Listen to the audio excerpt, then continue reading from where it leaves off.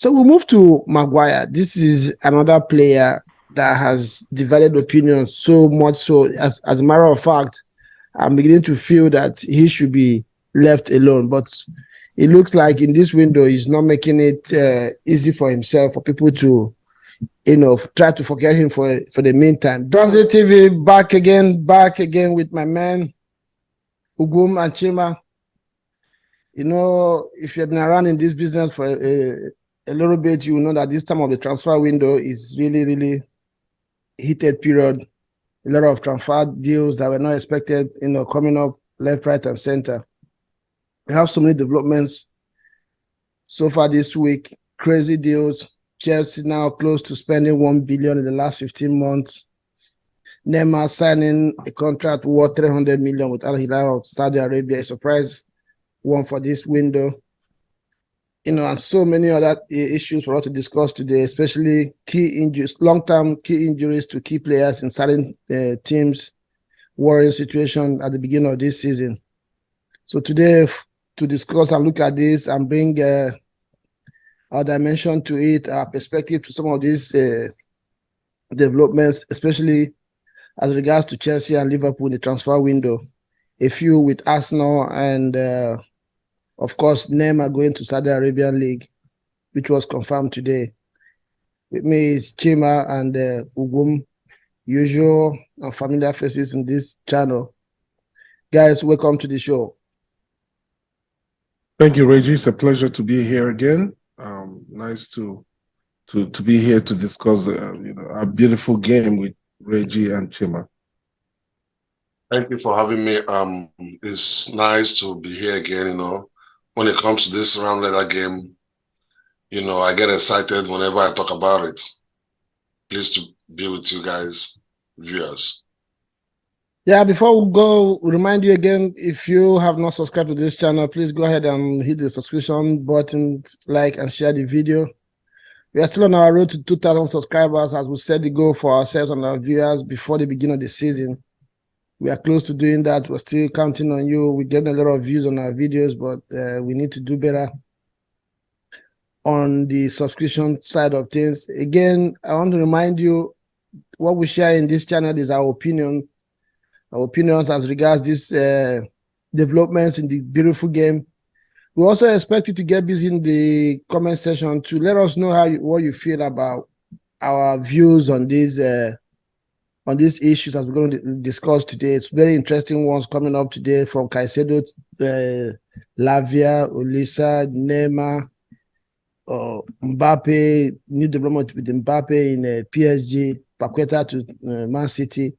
There's so much to be discussed today. It's a nation-packed show, so we expect you, as you listen to us, to get busy in the comment section and let us know what you think about these developments and the effects and impact on the teams as both the selling and the buying clubs. So there's no other place to start today than from Chelsea. Chima, we're glad to have you here. This one, this one, you're in the middle of this one, especially in this show. Caicedo is a player Chelsea chased for almost 3 months and almost lost him to Liverpool at the end of last week. But today, he's a Chelsea player, 115 million pounds. So rumor has it he signed an 8-year contract, as confirmed by Fabrizio Romano. Following up, Chelsea also had to battle it out with Liverpool again to secure, as we hear today, services of Lavia, for 60 million, a player that Southampton was ready to sell for 35 million or 40 million at the beginning of transfer window. All of a sudden, between Chelsea and Liverpool, in the last few days, the value has gone to 60 million. Now he's confirmed to be a Chelsea player. On top of that, Chelsea is also in the verge of activating the release clause and concluding deal for Olise from Crystal Palace to Chelsea. Rounding up Chelsea's spending the last 15 months to about £1 billion. So as a Chelsea fan, talk us through the emotions, that went through you went through when you heard that Liverpool had hijacked the Caicedo deal, and Chelsea getting back into it, and eventually officially signing the player for Chelsea, and as well going less than 48 hours after doing that to conclude the Lavia deal. What was the emotion, as a Chelsea fan, as this drama unfolded? Thank you, Reggie. You remember the last time we talked about Liverpool trying to hijack Caicedo? I told you initially I thought they were just trying to throw spanner inside our wheel. With initially I didn't think they had the intention to buy him, but just to cause shake-ups in the market forces, or even prolong the purchase, just to make sure we don't get him before our match with them on Sunday. Sunday, That yeah. that was what I thought. But as time progressed, I discovered that they meant business. But thank God that we were able to get him. I tell people that oftentimes a coach is always a factor towards decisions that players make. If you discover last season, with Chelsea was linked to a whole lot of players, but most of those players we didn't get none, because of most of these players, what they do is they look at the coach, they look at what they have in it, look at their ability to succeed, or in that coach, or they look at the pedigree of the coach. At the end of the day, they will decide otherwise. I am pleased with what we are doing in the market world, the way we're able to acquire Calcedo. At least there's going to be a battle between Gallagher. Gallagher will sit up. If we have a Calcedo and we have Enzo, and Lavia is coming in, it's just a well-packed midfield that we have. It's a very good thing for Chelsea. My concern is still that with these players, our attack line is not still, is not strong like I would have loved it to be. Somebody, if you look at what we have in the front line, we have Jackson, we have Chukwemeka and Sterling. I don't know their prowess when it comes to scoring. They are not killer. They don't have this killer instincts in the front line. So, but I am pleased with the signing. Even this afternoon, anyway, let's not talk about Liverpool. But this afternoon, I heard that Salah has told his agent to discuss with Saudi Arabia. So that is also good news for some of us that are in Premiership. If the likes of Salah is leaving, Liverpool will, because I believe strongly that if you watch our match against Liverpool, in as much as Salah didn't score, he was a very vital force to the impact that Liverpool made in that match against Chelsea. So be that as it may, I think that what happened in these dying days of the transfer window is a good thing for Chelsea moving forward, and we'll see the result as season progresses. Yeah, Ogum, let me touch base with you. As a rival fan, on paper, Chelsea all of a sudden is beginning to look like they're going to have a very, if not one of the best midfield in the EPL going to the season, with Caicedo, Lavia, Enzo Fernandez in that midfield. It looks like is a very solid one. What's your take on these signings, and what impact where do you think these signings are going to put Chelsea in the trajectory based on your prediction or expectation at the end of the season, or what the teams will do this season? Nobody expected Chelsea to sign Caicedo this summer, and even if they did that, I didn't expect them to add Lavia to it. Considering the performance of Enzo Hernandez over the weekend, if he carries on with that, what do you think it will have in the strength of Chelsea going into this season? Well, Chelsea by not mincing words in any way, by all standards, are better. They've gotten better.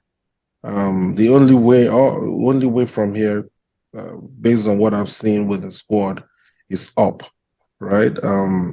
They've gotten some really talented players. Um, the only thing is that these guys they've gotten are all very young, which being an Arsenal fan, we've seen that we've been there and done that, and we're probably still in that mode because when you get a collection of young, talented players, the most important thing is to have a plan for them. Have a plan, have a project that they buy into, and have a good hand to guide them as they go. And so I think in the coaching department, they've gotten a good coach, a good developmental coach that can help form a team that's formidable, a team that's structured and can move forward. Now, what I think may work against them in the immediate, in the long term, I think they're going to be awesome and they're going to win a lot of stuff.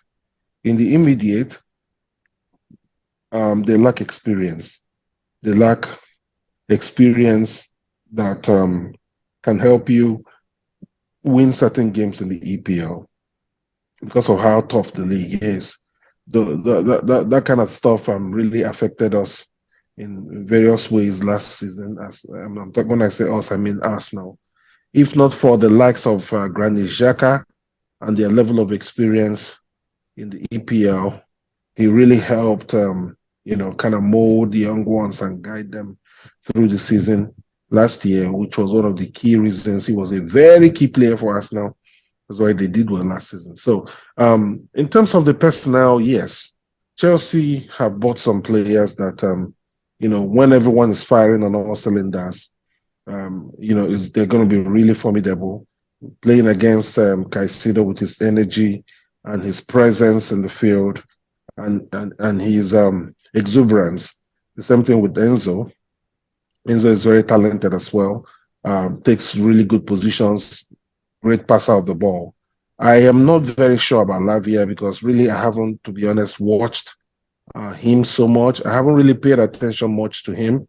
Um, a few times that I watched the Southampton games last season, it wasn't a major standout. But I mean, everybody's saying he's very talented and he's just 19 and he came out from Manchester City. So, of course, I'm sure there's something special there. So, yeah, with these boys that have gotten together, I'm still looking to see where Chelsea is going with this. I don't think they are done, definitely, with the spending for this summer. I would wait until the end of the transfer window to kind of see where they're going. And like Chima mentioned, in the striking department, let's see whether they bring in some players and see who they bring in. And then even in the midfield, let's see who they bring in to kind of help these young boys really push forward. Like Thiago will help do that in the defense with his presence. They need someone like that in the middle going on forward to help kind of piece the team together under certain times during certain events and matches, um, help them navigate. Yeah, so that's what I'm watching out to see. But so far, they brought some really good players. I'm just hoping to see what the plan is for them for this season. Okay, Ugum, I'll still stay with you before I go back to Chima. Before, at the end of the last season, the talk was Chelsea squad was very, very over bloated. As a matter of fact, one of my friends used to refer to Chelsea as a warehouse, where players are warehoused. So at the beginning of the window, if you remember on the last some of our episodes, I mentioned that Chelsea's challenge is going to be to get rid of players. And it started really very good getting rid of players.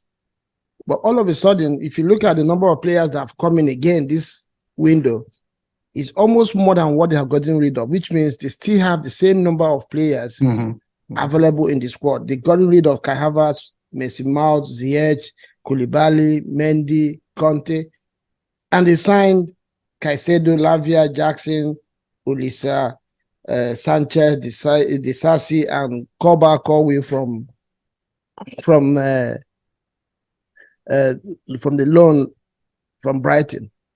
So And they just signed a young Brazilian called David yeah, Washington. I know he's going to go back on loan though. Do you think so? I think they're I still don't going to think send so. him. Okay, yeah. So if you look Well, at we'll that, see. Yeah. so where is the trimming down the squad? All the talk about trimming down the squad, going to come from? Because it looks like they're even signing Yeah. more players than now have more players than they had before. Did you count the two Brazilian boys, Andre Santos No, and the other one? I didn't even put those because I felt that They are not so on loan yet. They are still there with the squad. exactly. So looking at Yeah. this, and the worrying aspect of it is the squad or the team is still not balanced. Here we're talking about Chelsea still needing to add numbers in the striking position. Defensively, I don't think Chelsea is strong. Yes, you can say they have Thiago Silva there. They do. We know what he can do. But at his age, physically, he's not going to be. He's not going to be there week in week out for Chelsea. So, which means if you really want to balance that squad, Chelsea still need to sign at least two new players, one in the second position and one in the center defense position. So, what do you make of all this concerning Chelsea? It's really confusing to me. Maybe Chima will make sense of it, but it's confusing to me because, okay, they've bought Disasi. They already had the other French left back, a fullback, a center back. What's his name? Is he injured? For fun, yeah. Left sided, no, left sided center back. That's for fun, though. No, the one they bought from Monaco initially. Okay. Started playing last season. Chalaba. Oh, is it no, not Chalaba. Chalaba is a youth. Yeah. From the youth team. Yes. You know what the person I'm talking about? Tall guy, tall center back. Huh? Is it Nathan? Not something. You know, he just paired with this guy the other day, Thiago. Towards the end of last season, he was playing regularly. Oh, I know the one you're talking I about. Think the black guy. Is it the black guy? I think they sold him. I think he's left. No, they didn't. No, they haven't sold. They just bought him. They just bought him a few months ago. How can they sell him? Is it the black guy that The black center back, tall, very tall. Before they bought the Sassy recently. Shima, you should know the person I'm talking about. Center back, not Fofana. I mean, they bought Fofana, yes. He's left-footed, this guy I'm talking about. He has played for France a couple of times. Let me see. Let me see. Is it Malaga sir? It's not sir. Sorry? No, I'll find him. No. Let me see. No. Let me see.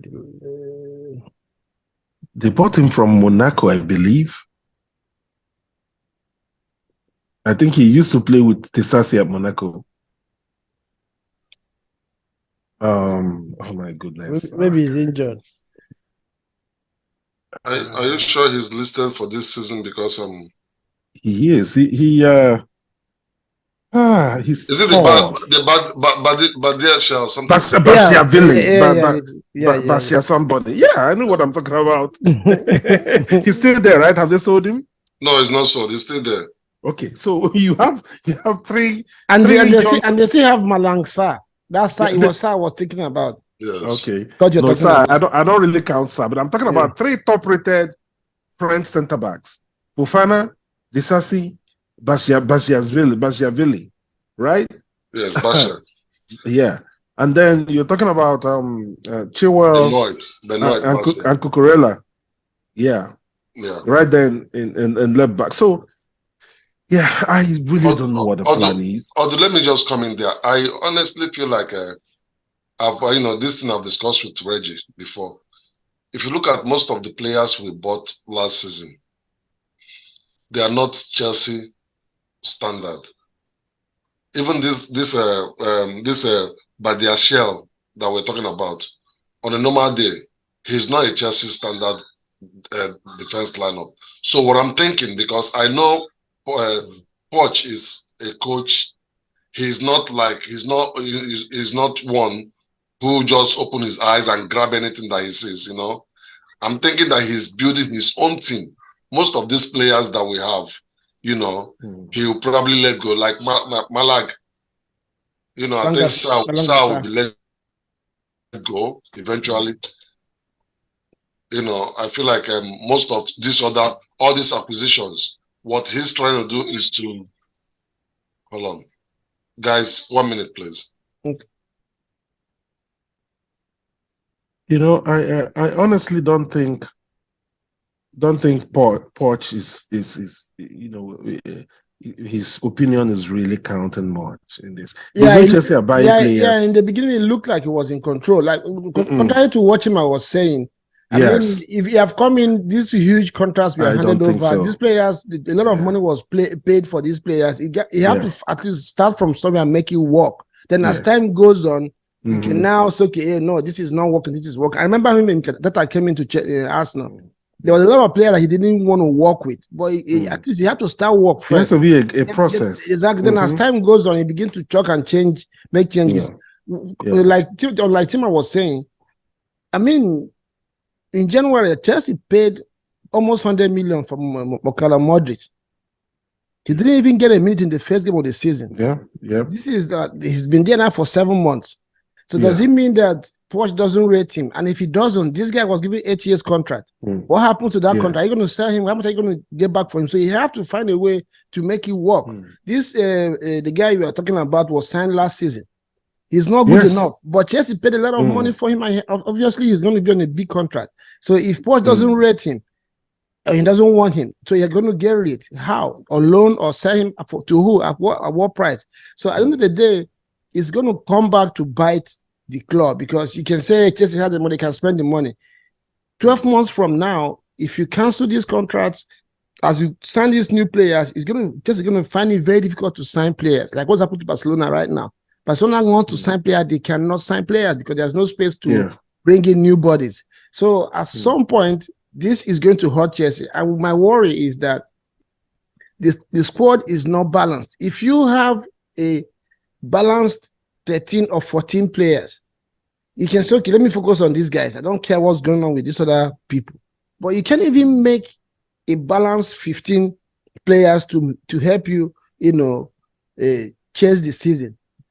It's really looking worrying. In the beginning of the transfer window, if you remember, I was even commending Chelsea that they're really doing well with getting rid of players. We get rid of players, yes. All of a sudden, back to repeating the same mistakes again. Well, Reg, I think a lot of these players will be sent on loan. See what is happening. They will be sent on loan to increase their quality. They're not going to be on, because I believe that you remember I told you about some coaches are good in when you give them, when they go to market, know what to buy. The same players. But Tima, let me call you short on that. Sorry to call you short. Right. You can say that I don't think that those players are that bad. And I don't like all those mentioned before you stepped out. It looks like Poch is not really in control of what's going on. Like this Lavia that Chelsea just signed. Okay. If they were not able to get Caicedo, I can understand it. It looks like they're trying to tell Liverpool, we want to shut you down. Yep. There's a lot of. I don't see the reason why Chelsea is going back for Latvia after they have signed Caicedo, knowing that they have overbloated squad. Do you think Pochettino has faith in Gallagher? In Gallagher, the guy didn't just play in the first game of the season. He started him in the first game of the season. Now we're talking about because he has no. If you don't start him, who are you going to start? No, let me tell you something. Poch has a reputation of working with young players and developing them. Right. Gallagher has shown signs of having something to work with, and that's my worry with what you're saying about these players not having been of Chelsea quality. When Poch got his reputation from Southampton, if you remember. He made Mane, Victor Wanyama, and one other guy. These guys formed the fulcrum of Southampton team. From there, he moved to Tottenham. Tottenham was a team that was okay, coming 6th, 5th every season.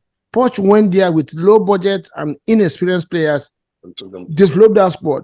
So the kind of player that Chelsea has signed before he got there, I thought that his worry was going to be to get rid of the other one that he doesn't need and start to work with these young players. For Chelsea to go back now and still be signing not just one, not two, signed almost 8 players in this window already. Yeah, For me, it's crazy. It's just crazy. Yeah, there's something that is not looking right there. And another day it's going to fall back to the club. Like I said, I was telling you before when you stepped out, maybe you can react to that. Again, the rumor has that the contracts that Chelsea are doing out to these players are 7, 8 years, 6 years contracts. Now, it's easy for for a fan to say, send him on loan. These deals have technicalities involved in them. If a player is on 140,000 pounds a week, and a team comes from France to take him on loan, how much do you think are they going to pay that 140? No, that's not had the same issue with Pepe. Mostly, a team in France or a team like West Ham will come, okay, I want him on loan, but I'm willing to pay only 40,000 a week. So you're paying 100,000 for a full season for a player you don't need, and you're not even sure you're going to need him by next season. So at the end of the day, the money that Chelsea will have available to sign players when they need to will no longer be there. Look at Nkunku. He had that kind of major injury. For me, that's the area Chelsea should be. That money they invested in Lavia should be going to finding somebody in that position instead of going for Lavia. No, but you know what? I'm not even concerned about that, because with the way Chelsea are spending money, they are going to buy players from forward. Just watch. That's why I say I'll reserve my comment till the window ends. These guys will go and buy. You'll be surprised. No. The problem now is that go and buy Victor Osimhen for 120, 130 million. I read somewhere today that based on the books, balancing of the books with FFP, Chelsea has only about 65 million left now to sign players. That was before they concluded the Olise deal. So they either had need to sell, or like Chima said, to have a clearer, maybe loans and stuff to be able to sign any meaningful signing. I know some players. I know like Cockrell. I know that I don't think Cockrell has feature with Poch. Remember, Poch initially told the whole world that I see Poch as somebody who is more or less like a politician. Remember he initially told the world that Kepa was his number one keeper, but he was quick to give Kepa out, for loan, and he's even, he will be pleased if this loan turns to permanent, permanent sell or sell out. Cockrell, I don't think Cockrell has future because he has throughout the preseason period, he tried to use him both left, fullbacks, and central back, and he wasn't, fitting in any of those matchups. So I will say, let us not panic. Let's see what the early days of. Yeah, Jima, I'm going to beg you back there again before we move forward. What I'm trying to say is, it's not easy getting rid of players. And when you say they're going to go out on loan, you still have to pay their salaries. And these players are on some very, good salaries. So when you are almost forcing them to go on loan, the teams are going to take these players or know that you're desperate. So they're going to it's going to be hard negotiating those deals. If you want to sell, the same. So my problem is the financial situation Chelsea is going to find themselves. They might have the money, but according to the rules and regulations, they might not be able to spend those monies. Another worry I have is Poch. I expected that when Poch comes in, he's going to roll his sleeves, as we know, as he has built reputation about him, the way he works, and start to work first. Then as time goes on, we'll look at where to add players. But from what I look at, when Klopp went to Liverpool, Klopp he took him about a season or two before he started really overhauling that squad.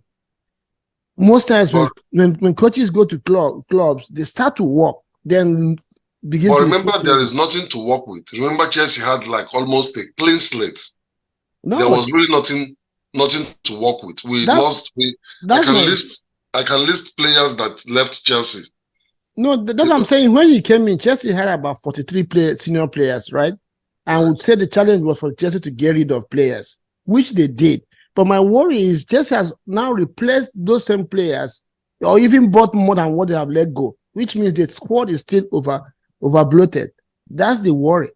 Then leaving Chelsea little or no room to even add more players to the squad.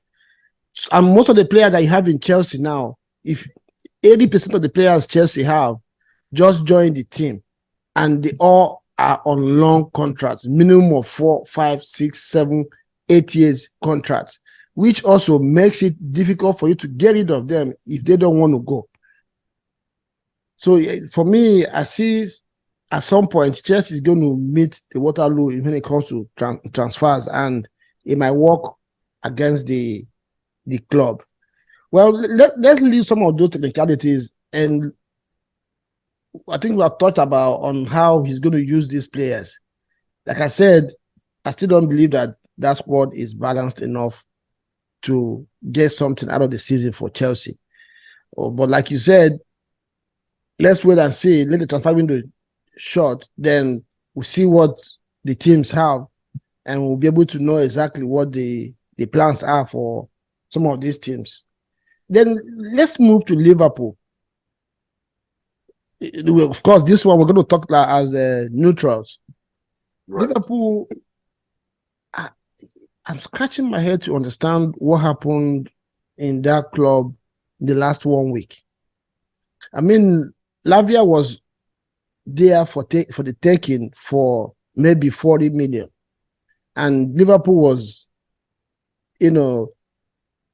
dragging and messing around for 30 million, 33 million, 34 million, like the old Arsenal that we know when it comes to transfers.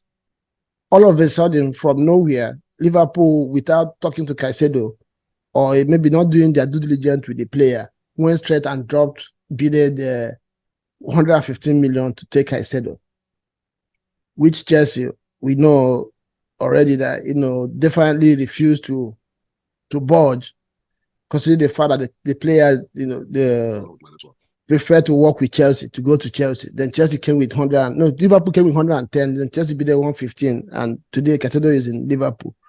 Within 24 hours, Liverpool went back and was willing to pay 55 million for Lavia, a player that they have been dragging feet to pay 35 million for the past 1 month. Then, of course, the player refused to go to Liverpool, from what we have heard, and is signing for Chelsea. So, if you were a Liverpool fan, how will you feel about this? Chima? I think we lost him.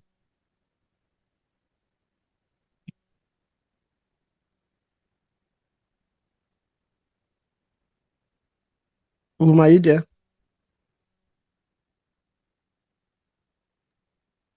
Yes, I'm here. Okay, Chima is gone.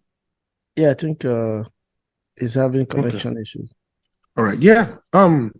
Rightly said. I mean, I'd be worried. Not super worried. Okay, let me try and articulate what I'm trying to say. Liverpool have been known to be very good in the transfer market. Mm-hmm. They've never been a frivolous club. They've never been a club that will, just have this scattergun approach without a plan, right? Yeah. They've been known to identify a player, quietly go pay for that player, and just announce all of a sudden, right? Mm-hmm. But unfortunately for them, I think that in this case, they deviated from their norm. They made a public approach for a player that other clubs wanted. And they thought, I've had a few Liverpool player fans brag that once Jurgen Klopp calls a player, or once Liverpool wants a player, the player immediately decides to go to Liverpool.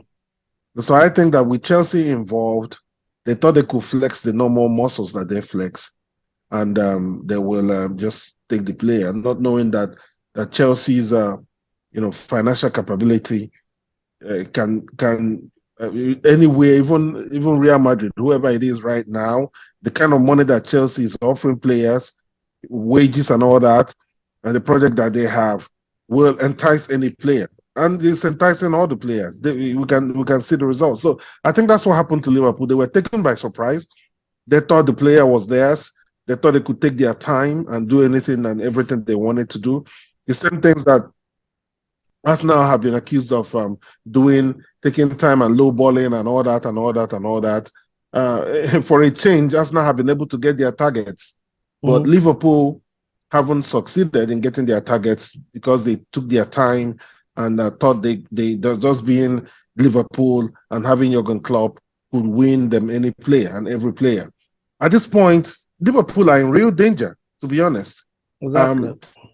I don't know the other players that they are going to go for. There's a player that I am dreaming and hoping that Arsenal will go by. I mentioned this player to you the other day. Monaco. Monaco. Fofana at Monaco.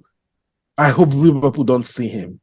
In fact, I just watched their highlights again. The Monaco game over the weekend, their first game of the season, he still set up a goal for Ben Yedder. Beautiful, moving him from the left flank. The guy is so graceful on the ball, carrying the ball from defense to attack. With Timber injured now, I'm hoping Arsenal can go back in and get that guy because he can play in defense, he can play in the midfield, he can play anywhere across. He's not a forward, but he's just good enough. So yeah, that's the only guy I can see right now that may fit the mold for Liverpool. I don't know where they're going to get the players that they badly need to plug the holes they have in their midfield. If it's true that Salah is considering Saudi Arabia, then I think you should stick a dagger inside Liverpool. That's it for them. Because if they lose Salah with the squad they have right now, they're in big trouble. Yeah, considering what you said right there about Liverpool and the way they usually approach the transfer deals, it's like I'll be the same line with you. It's a little bit worrying because now what it means is that probably they have done their homework and they identify Caicedo or Lavia as being integral to what they want to do. And considering what we saw over the weekend, the match between Liverpool and Chelsea is very, very obvious, even to the blind, that Liverpool needs a body in the DM position in their team. Now they have failed to get a DM in the presence of Caicedo or Lavia, which means they have to go all over again to start to scout. And whoever they're going to get now is not a priority signing from indication of things because they've been pursuing Lavia for over a month now. Whoever they're going to go for is not going to be their first choice. Now it's going to be their second choice, which means they're going to get most likely a player that they did not really want in the first place. Again, with the Salah development, which leaves much to be considered by anybody connected to Liverpool right now because I don't know how they're going to approach the season because again, we're talking about Chelsea and not having a balanced squad. Liverpool is another team that going forward, you can see they have numbers, they have people who can hurt teams, but in the midfield, attacking midfield position, they have McAllister and Soberslai. Those two are quality players, but behind them, even Van Dijk, nobody is sure yet the version of Van Dijk we're going to get this season, considering how he ended the season last year.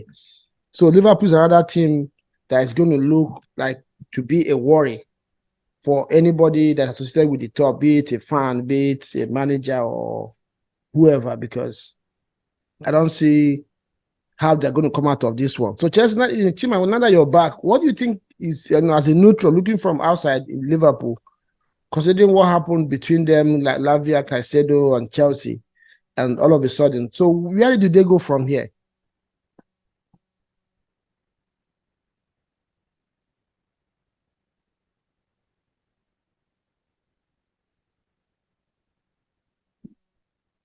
Tim is having real issues with his internet. Yeah, okay. So I think we should move forward for Liverpool. Spend a little bit of time on that. Yes. Today, the big news broke. Neymar Jr. moving to Saudi Arabia in a deal worth 300 million. Al Hilal are going to pay 100 million euros, 86 million pounds to as a sign-on fee. But Neymar is going to earn 150 million euros a year. And if you do the calculation, it comes to 3 million euros a week and 500,000 euros a day.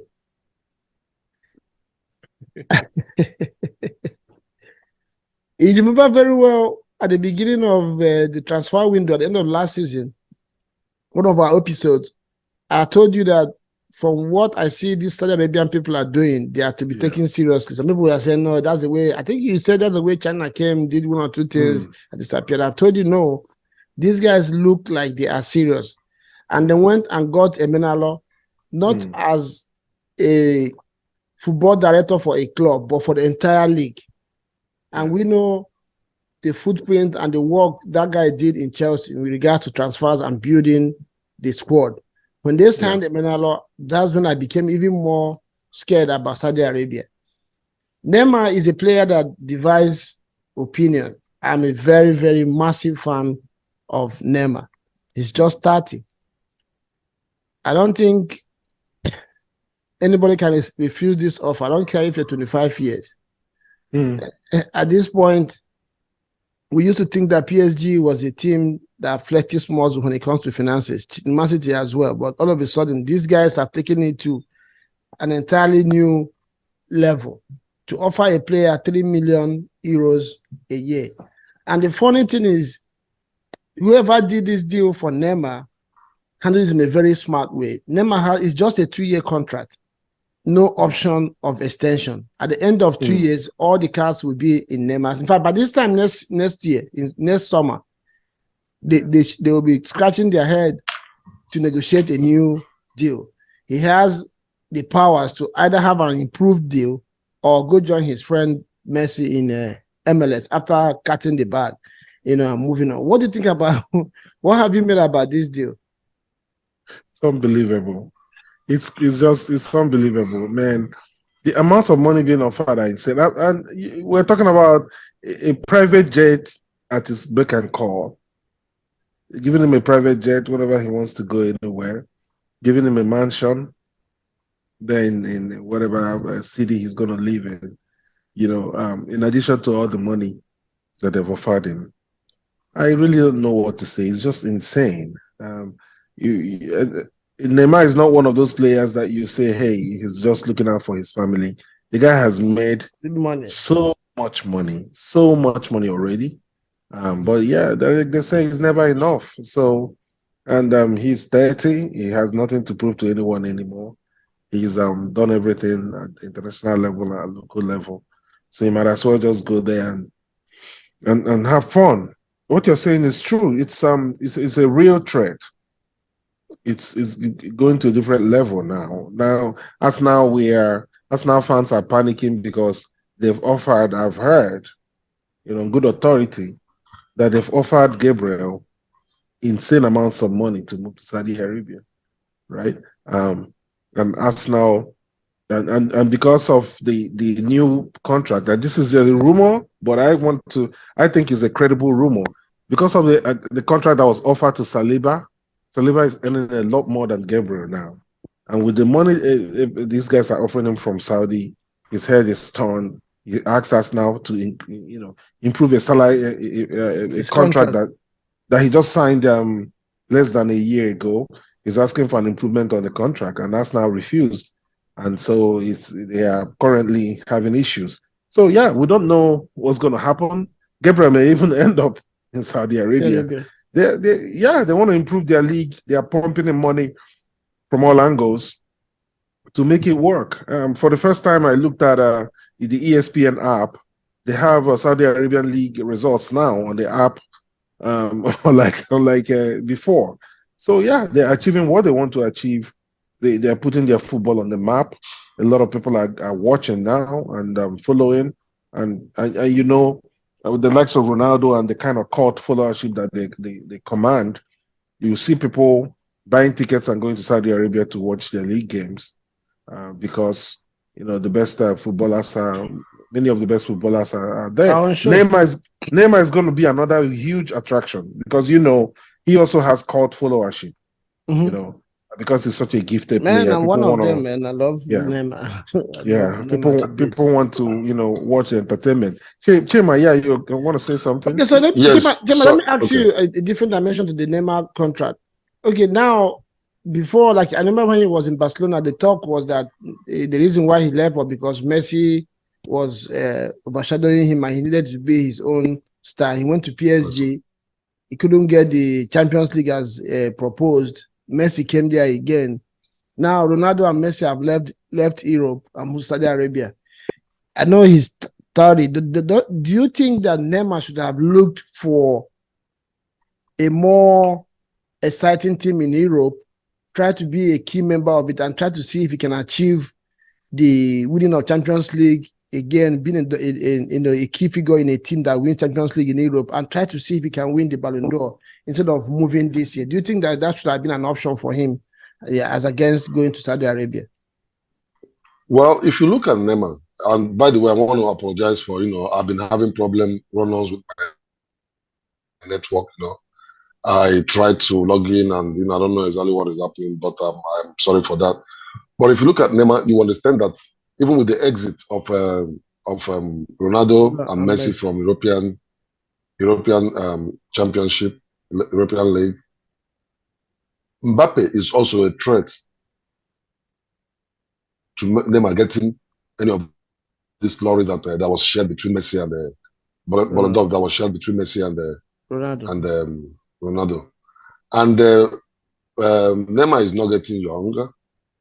And if you look at Mbappe in that PSG, you agree with me that Mbappe makes more strides in the team than Neymar. So European eyes, or big names in Europe, probably must have seen that Mbappe is the next big thing that will start winning this laurels, this Ballon d'Or, than Neymar. So I will not begrudge Neymar. In fact, I think that Neymar made the best decision of his life, going after money now than laurels. He is 30. He is not likely to win. Well, just let's even make for the benefit of argument, what team in Europe will Neymar go now and add to that team to win a Champions League? Is he going to come to City? The most likely team that will win Champions League is going to be between City, maybe Arsenal, and Real Madrid. Yeah, or maybe no, Bayern Munich is not even there. Bayern Munich is not even there because I don't. Yeah, they have their own issues. Yeah, I see. Because their coach. Yes, Bayern Munich is off the chain. Is he going to go back to Barcelona? When he gets there, he will see those players in Barcelona as as smaller boys to him, and he might be a distraction to that team. So the decision he's making is the best for him. And even speaking about Saudi, I feel like Saudi is bringing money back to soccer. They are almost buying the best of European players. And before you know it, they will start buying pundits, European pundits. The other day, I saw what's his name? This man used a defender. What's his name? The Gary Neville. No, the tall black that has a brother. Okay, Ferdinand. Yes, I heard Ferdinand pouring encomiums. I heard Ferdinand making comparison between MLS and Saudi League, and he confidently said that Saudi League is by far better than MLS. That if he's in his prime, if he's playing, that there is no doubt that if presented between MLS and Saudi League, that he is going to Saudi. There is no, even that he's not going to think about it. The big names, he poured he made some very, pronounced comments and endorsements to, endorsement to Saudi League. So don't be surprised by tomorrow if you see them now, the way they are buying the best of European players, they will start buying, giving contract to the best of, European pundits. And the European League now will come down. Saudi League will move up. Yeah, I think I agree with you there, because don't forget that these pundits were in Qatar over this last year for the World Cup. Oh, I'm sure some deals might have been struck while the World Cup was going on, because all of them were over there. So it's not going to be. I'm not going to be surprised. I think the leagues in Europe need to start to work and get. I mean, nothing stops Saudi Arabian League to be up there and the European League also be striped. So it gives viewers options, and it's going to be a lot of action going on because of time difference. I don't think there's going to be too much clash between watching European League and watching Saudi Arabian leagues. So let's watch and see how this one is going to unfold. But it really looks to be something to be paid serious attention to. Okay, I'm sorry to call you. Okay, look at, I didn't contribute when you guys were talking about Salah. Look at Salah. He started well in Liverpool's game. All of a sudden, after the game, the rumor is all over the place that he is seriously interested in moving to Saudi. And if somebody like Salah will move from Liverpool, don't be surprised that a whole bunch of good players, because what I'm seeing is when one goes, he will call his other one. Don't be surprised that Manny has been calling Salah every day, saying, man, you got to come here. You got to come here. Come and make your money now, Exactly. because they are trooping in. They are trooping in. I was looking at the list of players that are in Saudi. You'll be shocked when you see top flight European players. They're all in Saudi now.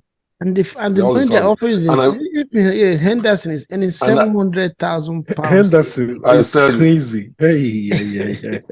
If I look at what they offered Messi, and Messi rejected it. I was like, he must be. I don't know. I don't know the kind of spirit that that he has. He rejected 6 times. 6 times what MLS is paying. 6 times. That was what they offered Messi. Yeah, well, I think this is why Messi came to MLS is because of he's building a dynasty. Well, his contract in MLS, strategic. Yeah, is more, and again because of the Spanish viewership or followers in South America, it makes more sense. And North America, it makes more sense. Every game he's played has been sold out. Everything is sold out. Even I'm looking. I'm just waiting patiently the day they're going to it's going to play against Houston Dynamo. I don't think I'll miss that. Okay. Do you have $25,000 for ticket for regular seat? Okay, when it comes down, let me see. Let me see you buy the ticket. Okay, guys. You haven't heard what's going on. Let's move on. We have 2 more things to go. Before we continue, I want to remind our viewers, as we've always done, please, if you have not subscribed to this channel, please go ahead and do so. We also expect you. We have discussed some very interesting updates in the European League or in the world of football going on now. Let's know your view on these issues, on these topics, on these happenings. Is so much so much going on right now. We want to see our comment section busy to understand and to see and hear what you feel about our opinion on this updates. So we'll move to Maguire. This is another player that has divided opinion so much so as a matter of fact, I'm beginning to feel that he should be left alone. But it looks like in this window, he's not making it easy for himself, for people to, try to forget him for the meantime. Though rightly so, because who wants to lose money? It looks like he's going to stay in United in the new season because as of today, the deal between West Ham and United has stalled. It doesn't mean that it's off, but so far, no agreement has been reached. And from my understanding, I believe West Ham are not willing to carry any burden with regards to Maguire's salaries. And Maguire is not willing to lose any money, just like what happened between United and Barcelona on Frankie de Jong. I think that's what's going on again. It happened between United and West Ham in this one. West Ham are willing to take the player. They have offered meaningful sign-on fee for him, but it looks like Maguire doesn't want to lose a penny of his current contract. If West Ham are going to sign him, he expects West Ham to continue to pay him the salary, Man United to pay him off. Then he starts a new chapter with West Ham. So far, that deal is stalled, and Maguire is still in United. Ugum, if you were to be a United fan, how do you look at this one? The United fans are not happy with him. If I were to be a United fan, I wouldn't be happy with him. I think that something has to give, but I do not expect him to be the one to suffer it, right? If you guys don't want him anymore, Just you pay him feel he's off. not good for your club, pay him off. That's what the other clubs have done. You pay him off and let him move on. If you keep him there and you want to be penny wise pound foolish, that's what we call it in Nigerian parlance. You keep him there. You don't want him. You've demoted him to second, third, choice center back. And trust me, he's gonna play at some point because the first and second choice center backs are gonna Our something will injury happen prone. No, and he will play. the Martinez is already injured. I think he came off in the first game. Yeah, so that's how it happens, and then he comes back playing, and the same thing that's biting will continue to bite. That's why I've liked what Edu and the rest of them have done with us now. Sorry, I keep referencing my club because that's the one I know best. A player that is not needed by the club, Get rid. get rid of the person. Get rid of the person. Don't joke around. You joke around, the person hangs around. At And the end of the contaminate. day, it becomes a big problem. So yeah, I don't blame the man for trying to get his money. It's up to the club to do what they want to do. If they want to keep him, they keep him. If they don't want him around, pay him off so he can move on. Yeah, Chima, I think we have I really think spent some time. okay. Go ahead. No, go ahead. No, No, go ahead. No, go ahead. You're saying something. Go ahead. no, no, Okay. your view on Maguire, yes. Yeah. What I wanted to say is to support what Ado is saying because people Maguire is not really a bad player. At all. You know, he's not really a bad player. He's just like sometimes it's like what is happening to Lukaku now. I tell Chelsea fans that if Lukaku had played in Chelsea all through the season, there's no way Chelsea would have been 12th in the season. You know, it's true that Lukaku is not, he is not what we expected, but he is better than what we had last season in our attack line. He's better than all of them in terms of struggling to score goal. So I feel like sometimes people go for overkill. What Man U fans are doing to Maguire is almost what most Chelsea fans are doing to Lukaku. Lukaku. He's not really that bad player. I've seen Maguire. I've watched him.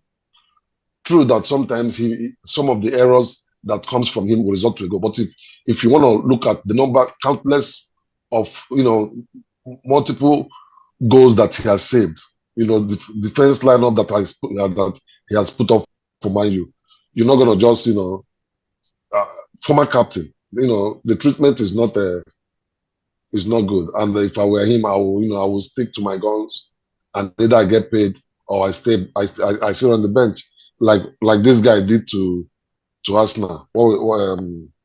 This guy did to Arsenal. No, the German Ozil. Ozil. Yeah, Ozil did to Arsenal. That's what I'm gonna do. Okay, yeah, let's move on. Before we go to a few of these injuries and round up, I just want to touch base on West Ham. Are we beginning to see a new Spurs, Danny Levy in West Ham? West Ham stuck to their gun and made sure they got £110 million from Arsenal for Declan Rice. Now they're in the same drama with City on Paqueta, a player they signed, I think 35 million or 28 million from the French league. City has offered 64 million, but they're not even budging. They said to start the negotiation, it has to be for 85 million. Are you seeing a different, another Spurs in the negotiating world of football in EPL? What do you think about the hardline position that West Ham is beginning to, considering that this is a team that is not doing well, that has struggled in the EPL the last 2 seasons, and we're not even sure that they're not doing well. How come they're getting a lot of money for their players? I think they bought good play. I was very surprised when they were able to get Paqueta. Paqueta has always been a solid player, had plays regularly for the Brazilian national team, so that tells you a lot. So when they bought him, I knew they got a good player there. So their recruitment is good. They tend to recruit pretty well. The only thing is when you act like this and you go for players, make sure you're not going for good players as well. Especially with the EPL, you can go outside like a Tottenham guy when he was doing all this, would go out to smaller leagues and all that here and there, or go down to the championship to buy players, right? But when you're going for fellow EPL clubs, like going to Fulham to ask for Palenha, they told them, okay, if you sold Declan Rice for The 100 million to us now, bring 80 million of it and buy Palenha, So that's one thing with West Ham. What I see where they think they're playing smart is they're selling good players for high amounts of money, and they want to buy good players in the EPL for low amounts of money. They're kidding themselves, right? So that's where they will struggle, and if they are not careful, Careful, they'll go down. I'm telling you, the window will close, and window closes now. You're on your own. Aston Villa lost their first game heavily, though they played well. Now they're just about to sign. Who was it that I heard they're about to sign? Zaniolo. They're about to sign Zaniolo from Galatasaray. Good player, good Italian player. So that's what's going to happen. They'll go out there, get good players. Um, West Ham seem to be shopping where they're not willing to put their money in. They want to put the money in the pocket. They will suffer for it. Yeah, I think like you rightly said right there, if West Ham don't take time, they might go down. In fact, many have suggested that David Moyes will be one of the first coaches to lose his job this season. He not only escaped last season because they were doing well in the European League, European Conference League they were participating in. That was what made the owners to keep faith with him. Eventually, he won it and stayed up as well. So let's go to Chiba. Let me come to you. Somehow there's been mysterious injuries to key players, especially to the big teams. Just 1 week into the season, Chelsea has lost Nkunku. Man City has lost KDB. It's rumored to be it's going to be out for about 4 months. Arsenal, of course, lost Gabriel Jesus, and now Jordan Timber has joined him. In Real Madrid, Cotillas is out as well for the film, which was the reason why they came for Kepa in Chelsea. Among these injuries, I don't know if I missed out anybody. Which of the teams do you think their own injury is going to impact them most? And what do you think they should do to, mitigate that effect? Well, I mean, it's a very obvious answer that it's going to be Chelsea. The reason is it's not it's not perfect. Chelsea as it stands, going to transfer market, it was in Nkunku that every Chelsea fan had in mind that is the only that the number one striker will bring in. So for him to not even kick one game of the season and had this injury that will last, even with his injury, is not even it Guaranteed. doesn't look guaranteed that when he comes back, he's gonna be his real self again because he's never kicked a single ball in Premiership. If you look at us now, you guys are not gonna miss Gabriel, because even I was even telling somebody, you guys have a lot, your attack lineup is equipped with a whole lot of people who when presented with opportunities, they'll convert it. In fact, I've told somebody that if care is not taken this season, Saka and Haaland, if Ateta allows Saka free roll to just take his chances and play, he has this conviction. There is something I saw when Saka scored that goal. He already knew it was a goal before he kicked that ball. If you look at him again, you see that he pushed the ball forward and position. He made sure that the ball was clear before he became clear. Go watch it again. He pushed that ball to be clear from that defender before he now placed his body in front of that defender to be also clear. And immediately he saw that he was clear. He knew what he was about to do, It's probably something he has tried over and over again in training, training field, and he scored. And I see him scoring a whole lot of goals in that format this season. Yeah, So you guys don't have he already any. did it in the summer. He scored that same goal for England later the season for the European National League. In the preseason, he did the same thing, exactly the same goal he scored. So I was telling Ogum in one of our episodes that it looks like it's something that he's looking to develop. Yes. But don't forget that during Timber is also injured. So Ogum, do you support what Timber is saying that Chelsea is going to be hit more by the injury to Nkunku than the other teams with key injuries? I support it. I agree. But the ironic thing is that these injuries have hit really important players. That's what I'm Real saying. Madrid, Real Madrid, for example, Kepa cannot replace Courtois. Man, you know But what I'm Courtois sorry, has represented to that club. I'm sorry to cut you. But who even suggested Kepa to them? That is the person I look at. It will be an enemy. There is an enemy in that camp. No, but how these things work. Kepa was doing well in Atletico Madrid, which is next door to Real Madrid. Maybe they're thinking about what they saw some 5 years ago. That's the Yeah. reason why they went for Courtois, him. Oh Lord. Courtois is so important to Real Madrid that I don't even know where to start. And it coincided with their Brazilian defender getting injured as well. Yeah, Militao. Okay, I forgot that one as well. Eder Yeah, Militao. Militao. Yeah. Yeah. Eder Militao is they are suspecting ACL as well. So that is crazy. Losing these players, Real Madrid, I don't know how they're going to cope defensively without Courtois and Eder Militao. Now, Chelsea, definitely, yes. Nkunku was going to be the man to, put away the chances. Very dynamic. I love that player. Very dynamic player. Very smart player. Highly underrated as far as I'm concerned, even up to now.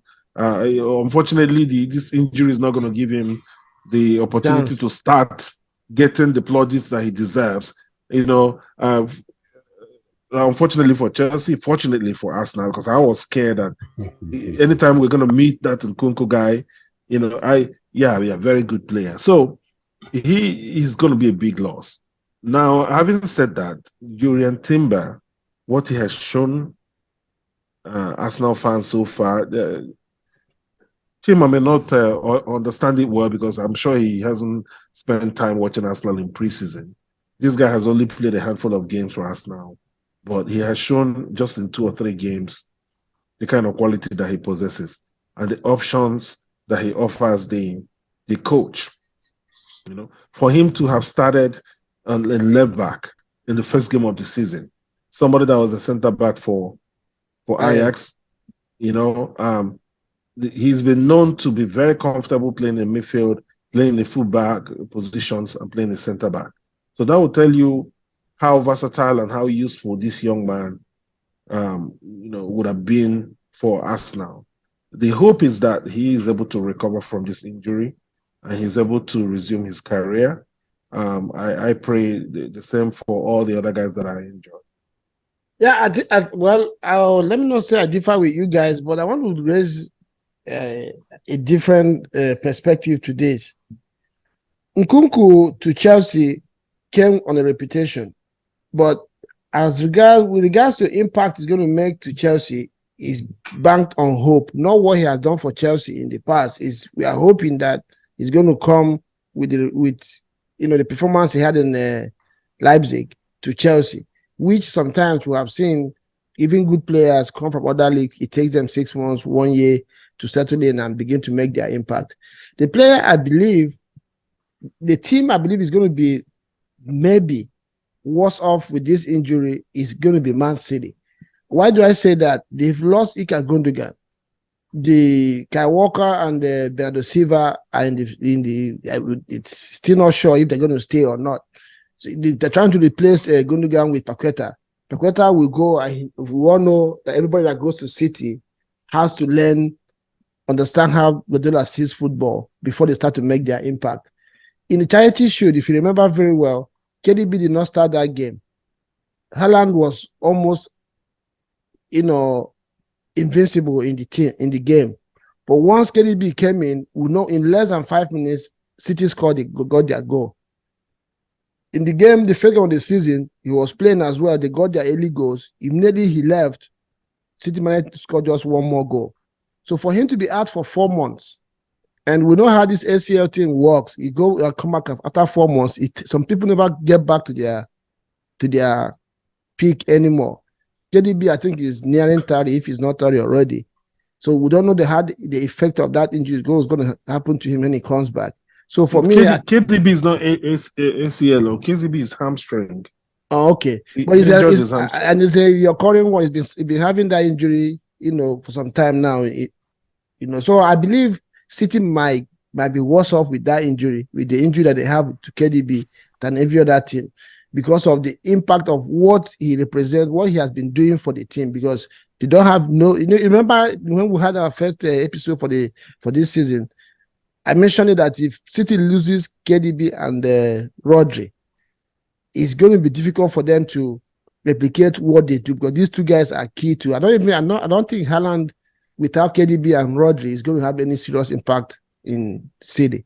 KDB for me might be a bigger loss than any other team so far with the injuries that we've all had. I mean, we're going to live to see how these things pan out, but it looks like these teams have really been hit with major injuries, and we're only going to watch and see how they recover or how they, reshape their squad and the team to mitigate the effect of these injuries.